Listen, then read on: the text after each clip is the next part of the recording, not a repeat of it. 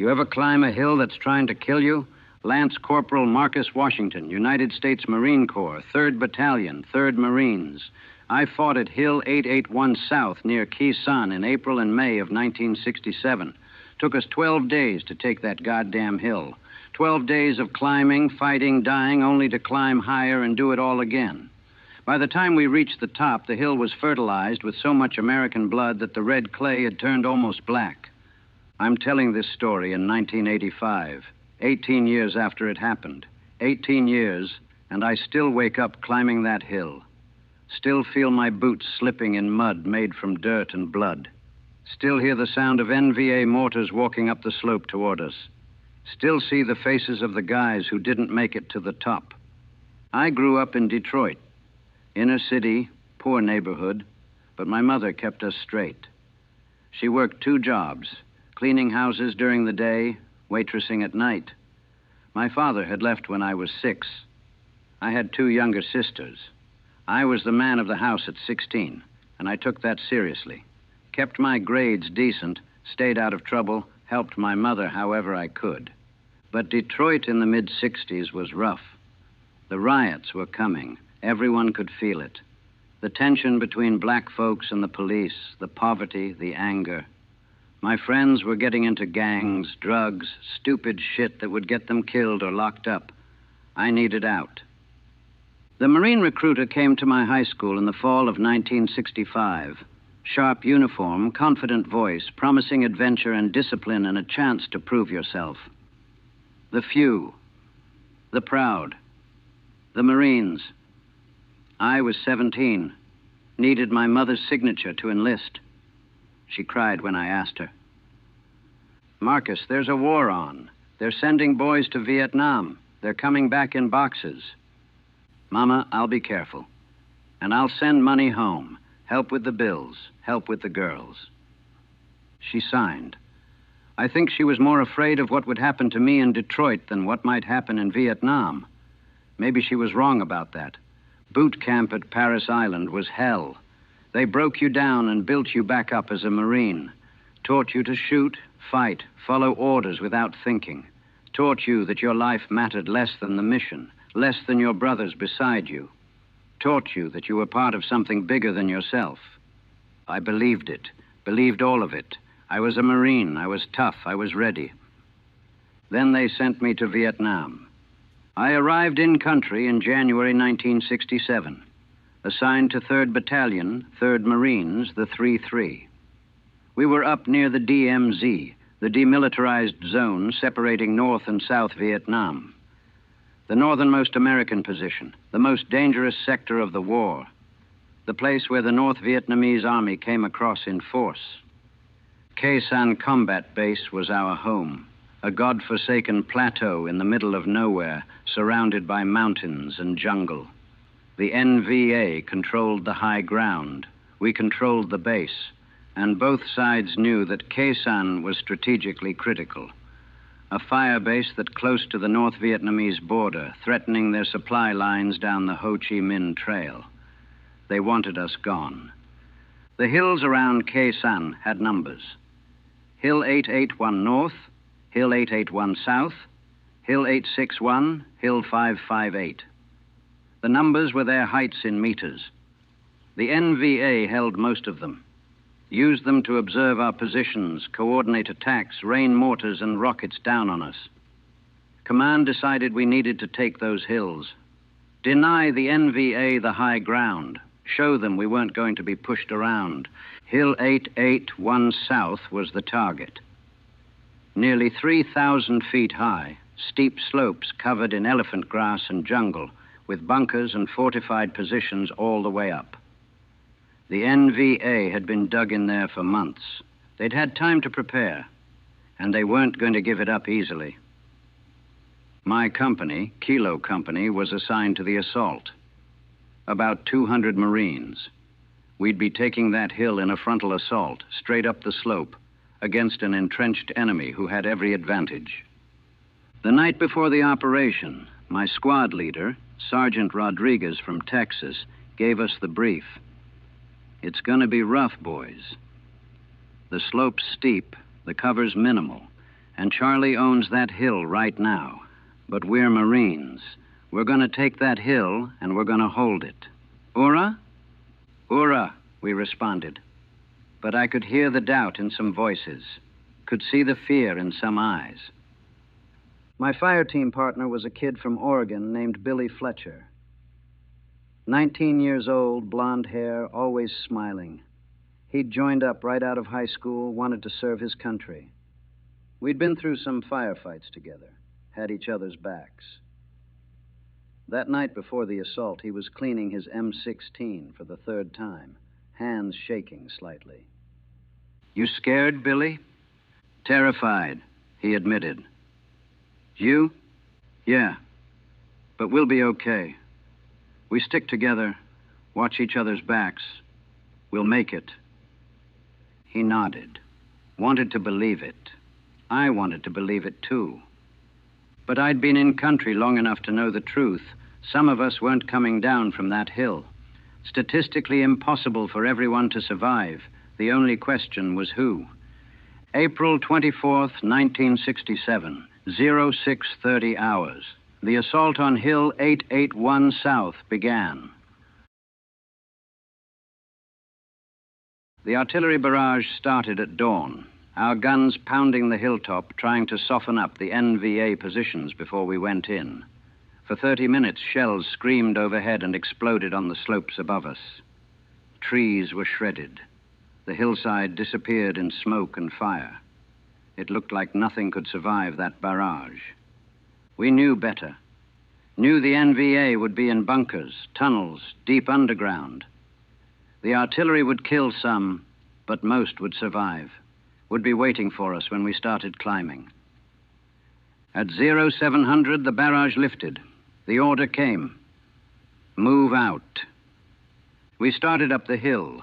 200 Marines spread out in a ragged line, climbing through elephant grass taller than a man, trying to maintain formation on a steep slope. The morning air was already hot. Vietnam hot, the kind that soaks you in sweat before you've moved 10 feet. For the first 100 yards, it was quiet. Just the sound of boots on dirt, heavy breathing, equipment rattling. I was carrying my M16 8 magazines of ammunition, 2 grenades, an entrenching tool, my pack with sea rations and water. Maybe 60 pounds of gear. Climbing a 45-degree slope in 90-degree heat. Billy was to my right, Rodriguez ahead of me. We were spaced out, 5 yards between each man. That's what the manual says. Reality was different. The slope was so steep and the grass so thick, you couldn't always see the guy next to you. At 200 yards up, the mortars started. We heard the hollow thump, thump, thump in the distance, then the whistle, then explosions walking up the slope toward us. Incoming! Everyone hit the deck. The elephant grass provided concealment but no cover. A mortar round landed 20 yards to my left. The explosion threw dirt and shrapnel. Someone screamed, then another round, then another. They'd pre-registered the slope, knew exactly where to drop the rounds to hit us. Move! Keep moving, Rodriguez was shouting. Don't bunch up. Go, go, go. We got up and kept climbing. Running now, as much as you can run uphill with 60 pounds of gear. The mortars kept falling. Behind me, I heard someone cry out. Didn't look back. Couldn't look back. Just kept climbing. At 400 yards, the machine guns opened up. Heavy machine gun fire from bunkers near the top. The distinctive sound of a .51 caliber. Deep, heavy, terrifying. Rounds cracked past my head. Tore through the elephant grass. Found flesh. A Marine ahead of me went down. Just dropped like his strings had been cut. Then another. Then 2 more. Get down! Find cover! What cover? There was nothing but grass and dirt. We hit the deck again, trying to make ourselves small, trying to become invisible. The machine gun was traversing, sweeping the slope. Wherever it pointed, Marines died. Billy was pressed flat next to me, face in the dirt. Marcus, we can't stay here. We're sitting ducks. I know. Rodriguez was on the radio calling for fire support. We need artillery on that machine gun position, grid coordinates. He was shouting over the gunfire, trying to make himself heard. The artillery came in, big 155-millimeter shells hitting the bunkers near the top. But the machine gun kept firing. The NVA had built their positions well. Reinforced bunkers covered in logs and dirt, artillery resistant. Our shells were exploding all around them, and they were still shooting. "Third platoon, move up the right flank," the company commander over the radio. "Second platoon, suppressing fire." We got up and moved, scrambling up the slope in short rushes, hitting the deck when the machine gun found us, getting up and moving again. It was chaos. No formation anymore, no clean lines. Just Marines trying to get up that hill without dying. A mortar round landed in the middle of my squad. The explosion was so close it knocked me flat. My ears were ringing. Couldn't hear anything except a high-pitched whine. I looked around. 3 Marines weren't moving. One was crawling, screaming, his legs torn up. Doc, our Navy corpsman, was already there, running through machine gun fire to reach the wounded. Corpsmen were crazy brave, had to be. They were unarmed, wore red crosses that made them targets, and ran toward gunfire while everyone else was running away from it. "Corpsman up!" Someone was calling for help. Always someone calling for help. We'd been climbing for 2 hours, and we'd covered maybe 600 yards, a quarter of the way up. And we'd already taken casualties. I'd already seen a dozen guys go down. Some were dead, some were wounded. All of them were gone, carried back down the hill by whoever could spare the hands. Billy was still with me. Rodriguez was still ahead. My fire team was intact. For now. "How much farther?" Billy gasped. I looked up the slope. The top was invisible through the smoke and grass and jungle. Long way yet. "Jesus Christ." "Keep moving. That's all we can do. Keep moving." So we did. Step by step, yard by yard, climbing a hill that was trying to kill us. By noon, we were halfway up. Maybe. Hard to tell. The slope seemed to go on forever. We'd been climbing and fighting for 6 hours. The heat was unbearable. My canteen was nearly empty. My ammunition was running low, and the NVA weren't giving an inch. They had the high ground. They had fortified positions. They had unlimited time to prepare. We had determination and orders. It wasn't a fair fight. The NVA soldiers were North Vietnamese Army regulars, not Viet Cong guerrillas. These were professional soldiers, well-trained, well-equipped, motivated. They weren't going to break and run. They were going to make us pay for every yard. We'd assault a bunker, take fire from 3 sides, call in artillery or airstrikes, assault again. Maybe we'd take the position. Maybe we'd get pushed back. Either way, Marines died, and the NVA would just fall back to the next bunker, the next trench line, and we'd do it all over again. I saw things that day I'll never forget, can never forget. They're burned into my brain like someone took a branding iron to my memories. A Marine, PFC Tommy Nguyen, Vietnamese-American kid from California, took a burst of machine gun fire to the chest. The rounds went right through his flak jacket. He looked down at the holes in his chest, looked up at me and said, "I think I'm hit." Then he collapsed. Doc tried to save him. Couldn't. Too much damage. Tommy died on that hillside far from California, fighting against people who looked like his parents. Another Marine got hit by a mortar. Not killed, not wounded. Erased. 1 second he was there, the next he was just gone. Nothing left but his boots and his rifle. We didn't even know what his name was. New guy. Just joined the company a week ago. Didn't have time to learn his name before the hill took him. Billy and I took cover behind a dead tree. Machine gun fire was chewing up the dirt around us. We were pinned down, couldn't move forward, couldn't move back. Artillery was falling on the bunkers above us, but the machine gun kept firing. "We gotta move," Billy shouted. "Where? There's nowhere to go." "We stay here, we die here." He was right. Staying put was death. Moving was probably death, too. But at least moving gave us a chance. "On 3, sprint left toward that depression in the ground." "Okay." 1 quote. 2 3. We ran. Sprinted left, heads down, legs pumping. Machine gun fire tracked us. I felt rounds pass so close they moved the air beside my head. Billy was ahead of me by 2 steps. Then he stumbled, just stumbled, like he tripped. He went down. "Billy!"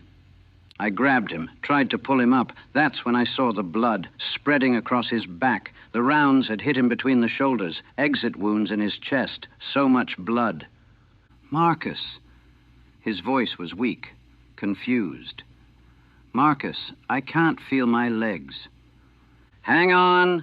Corpseman up." Doc was there in seconds. Took one look at Billy, and I saw his face change. Saw the moment he knew. But he didn't give up. Started working, applying pressure, trying to stop the bleeding. But there was too much. The wounds were too severe. Billy looked up at me. "Tell my mom. Tell her I wasn't scared. Tell her." He didn't finish. His eyes went distant, empty. Just like that, he was gone. Billy Fletcher from Oregon, 19 years old, dead on a hillside in Vietnam, halfway up a hill that didn't have a name, just a number. I'd promised we'd stick together, promised we'd both make it. I'd lied. Doc moved on to the next wounded Marine. There was always another wounded Marine. And I stayed there with Billy's body for maybe 10 seconds, all the time I could spare, before Rodriguez was pulling me up. "Washington, I'm sorry, but we gotta keep moving."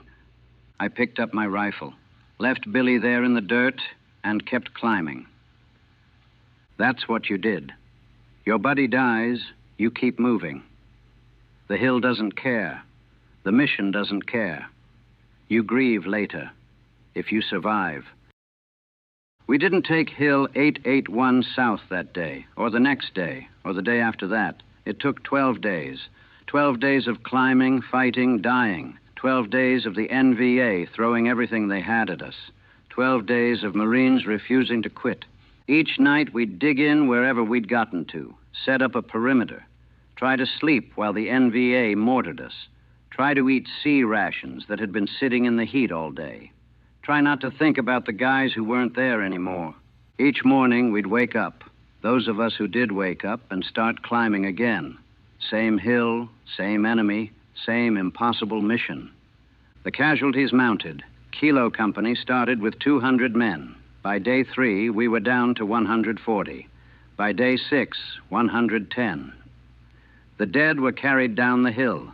The seriously wounded were medevaced out by helicopter, when helicopters could get in, which wasn't always. The lightly wounded stayed and fought. If you could hold a rifle, you were still combat effective. I got hit on day 7, shrapnel from a mortar round. Caught pieces in my left arm and shoulder. Doc patched me up, gave me morphine. I kept fighting. Wasn't that bad. I could still move, still shoot. That made me lucky. Rodriguez got killed on day 8. We were assaulting a bunker complex. He went in first. That's what sergeants do, lead from the front, and took a burst from an AK-47. Killed instantly. Our squad leader, the guy who'd kept us alive this long, gone. A corporal named Jenkins took over. Good Marine, but he wasn't Rodriguez. The fighting was close now, hand to hand sometimes. We'd clear a bunker, find NVA soldiers inside, too close for rifles. Knives, entrenching tools, bare hands, brutal, vicious, desperate fighting. Kill or be killed. And the margin was measured in seconds. I killed men on that hill. Don't know how many. Didn't count. Saw their faces, saw them fall, moved on to the next one. Some were close enough I could see their eyes. Young guys like me. Scared guys like me. Guys who probably didn't want to be there any more than I did. But they had their orders and I had mine. And only one of us was walking away. There was one NVA soldier in a spider hole. He popped up right in front of me, AK-47 coming up.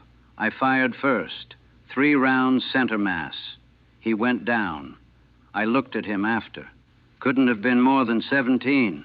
Had a picture in his pocket. Him and a girl smiling. His girlfriend, maybe. Or his sister. I don't know. He was dead and I was alive, and that's all that mattered. But I still see his face. Still see that picture. Still wonder who he was, who he loved, who's still waiting for him to come home.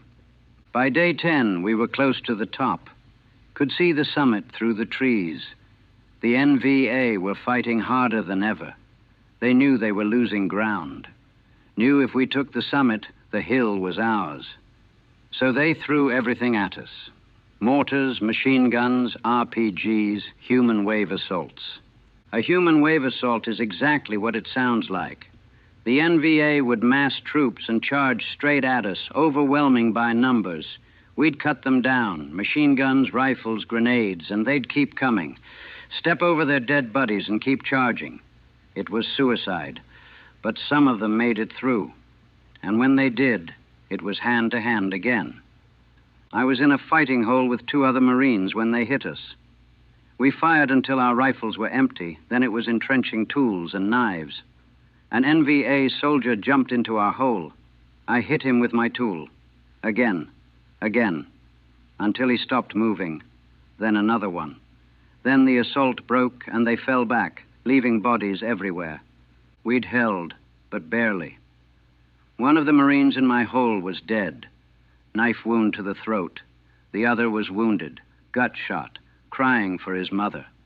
Doc got him stabilized, but he needed medevac, needed a hospital, needed to be anywhere but this fucking hill.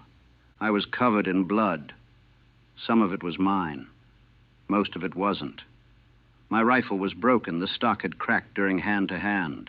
I picked up an AK-47 from a dead NVA soldier. Used his magazines, used his grenades. Didn't matter whose equipment it was. Didn't matter whose side you were supposed to be on. All that mattered was staying alive. Day 12, May 5th, 1967. We'd been fighting for 12 days. 12 days on this hill. 12 days of death. Kilo Company was down to 73 men. We'd taken 127 casualties out of 200, more than half. Gone. But we were at the top, finally. The summit was just ahead. One more push, one more assault, one more sacrifice. Jenkins gathered what was left of the company. This is it. The summit's right there. The NVA know it too. They're going to throw everything they have at us, but we're Marines. We're going to take this hill. And when we do, we're planting our flag on top. For every Marine who died getting here. For Billy and Rodriguez and Tommy and all the rest. We owe them that. Ora? Ora, we said. Barely. We were exhausted. Physically, mentally, emotionally exhausted. But we were still Marines. Still had a mission. Still had something to prove. The final assault was chaos. Pure, unfiltered chaos. Artillery hammering the summit, airstrikes dropping napalm, machine guns, rifles, grenades, everything firing at once. The noise was beyond deafening. The smoke was so thick you couldn't see 10 feet.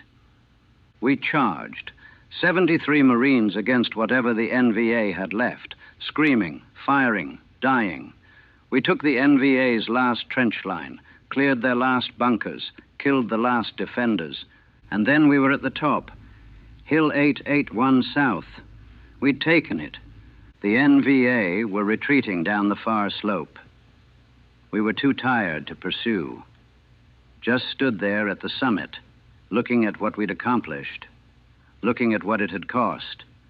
The hilltop was a wasteland, cratered by artillery, covered in shell casings and broken equipment and blood, so much blood. The red clay had turned dark, almost black, fertilized by the bodies of Marines and NVA who'd fought here. Someone planted the flag. The American flag, on a piece of splintered wood. It caught the wind and unfurled. 50 stars, 13 stripes, the flag we'd fought for, the flag Billy and Rodriguez and 125 other Marines had died for. I stood there looking at that flag and I felt nothing, empty, hollow. We'd won. We'd taken the hill. Mission accomplished. But what had we won? A number on a map. A piece of ground that would probably get overrun again in 6 months. Was it worth 127 Marines? Was any piece of ground worth that? Jenkins came over, sat down next to me. His hands were shaking. He'd lost 127 men in 12 days. That kind of loss, that kind of responsibility, it breaks you.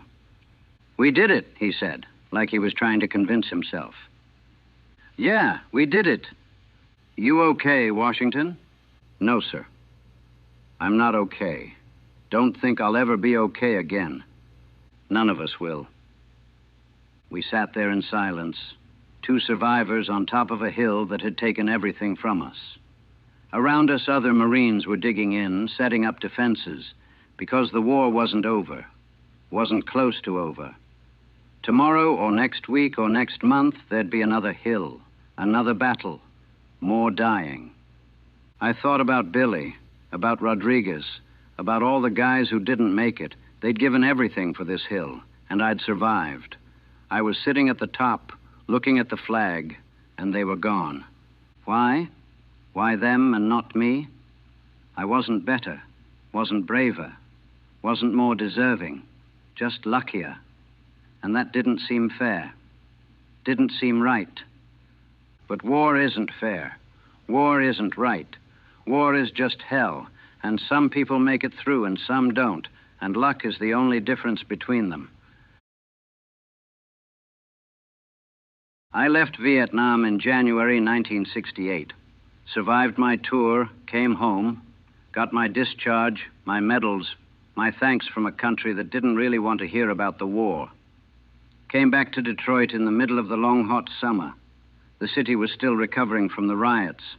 Jobs were scarce, opportunities were scarce, and I was a black veteran of an unpopular war, which made everything harder.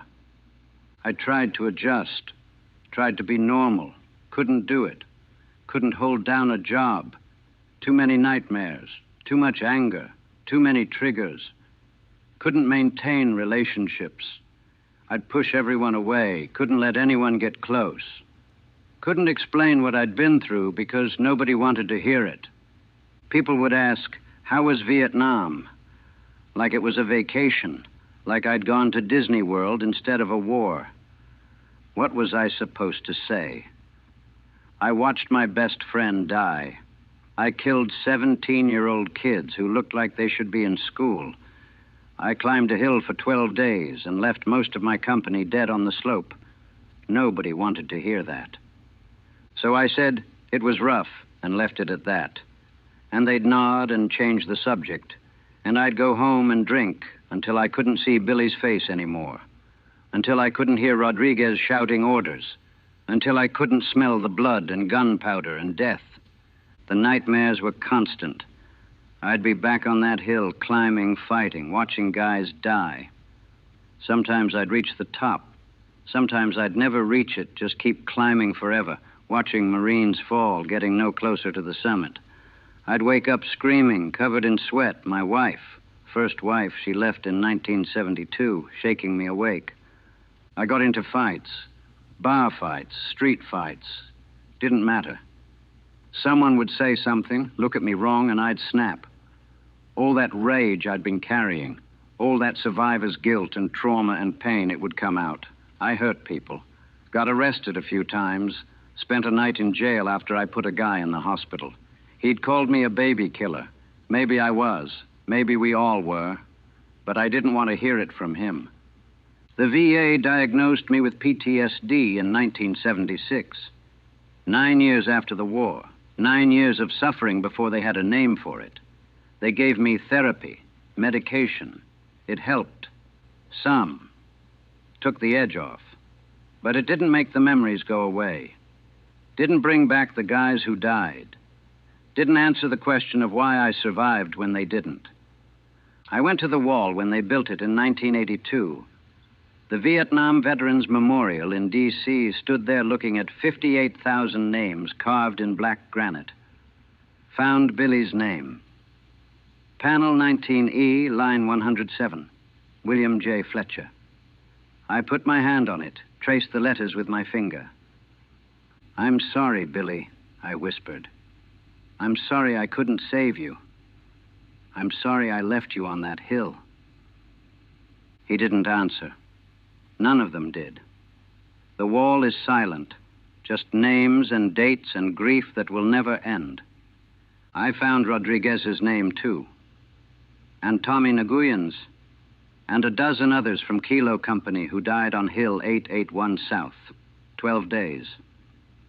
127 casualties, and most Americans have never heard of it. Don't know we were there. Don't know what we sacrificed for a hill that got abandoned 6 months later when they moved the fire base. That's what hurts the most. Not that we lost guys. That's war. People die. But that it didn't matter. We took Hill 881 South at tremendous cost, and then we gave it back. Abandoned it.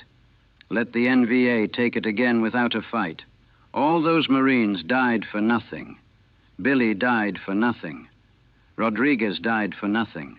Or maybe not nothing. Maybe they died because their country asked them to. Because they were Marines, and Marines don't quit. Because they believed in something bigger than themselves, even if that belief was misplaced. I don't know. I've been thinking about it for 18 years, and I still don't know. I'm 40 years old now.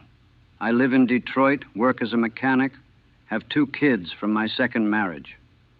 I go to therapy once a week, take my medication, try to manage the PTSD, the depression, the anger. Some days are good. Some days I can almost forget. Some days I feel almost normal. But then I'll hear a helicopter, or smell diesel fuel, or see a young kid in a military uniform, and I'm back on that hill, back in the elephant grass, back watching Billy die, back killing 17-year-old NVA soldiers, back wondering why I survived.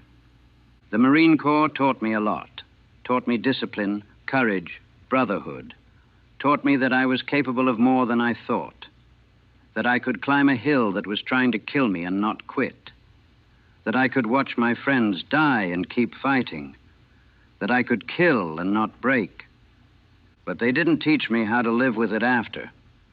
Didn't teach me how to come home. Didn't teach me how to be a civilian again when part of me is still on that hill. I think about the NVA soldiers sometimes, the ones I killed. Wonder who they were. If they had families, dreams, futures. If they were drafted or if they volunteered. If they believed in their cause or if they were just following orders like I was. I think about the one with the picture, the 17-year-old. I still see his face. Still wonder who the girl in the photo was. Still feel the weight of taking his life. I don't regret it. It was him or me, and I chose me. But I carry it. Carry all of them. That's what they don't tell you about war. That killing someone, even in combat, even when you have to, it changes you. You're not a murderer. You're a soldier doing your job. But you still took a life. Still ended someone's story. And you have to live with that. People thank me for my service now. It's been 40 years, and Vietnam veterans are finally getting some recognition, some respect, better than the spitting and insults we got when we first came home. But the thanks feel hollow. What am I being thanked for? Surviving? Killing? Climbing a hill that we abandoned 6 months later? I don't want thanks. I want Billy back. Want Rodriguez back. Want all 127 Marines who died on Hill 881 South back. Want the war to have meant something. Want to believe their deaths mattered. But I can't. Can't make myself believe it. We fought for a hill. We took it. We left it. and 127 Marines died for nothing. You ever climb a hill that's trying to kill you? I did. Took 12 days, cost 127 lives. And when we got to the top, all we found was more death, more pain, more questions without answers. The flag we planted is long gone. The hill belongs to Vietnam now. The bunkers have collapsed. The jungle has reclaimed the slopes. Nature has healed what we destroyed. But I'm still there, still climbing, still fighting, still watching Billy fall, still killing that 17-year-old NVA soldier, still wondering why I survived. Hill 881 South, a number on a map, a piece of ground, a place where 127 Marines died and one survived to tell the story. This is that story, and this is what it cost. And this is what I carry every single day for the rest of my life. We took the hill, but the hill took everything from us, and it's never letting go.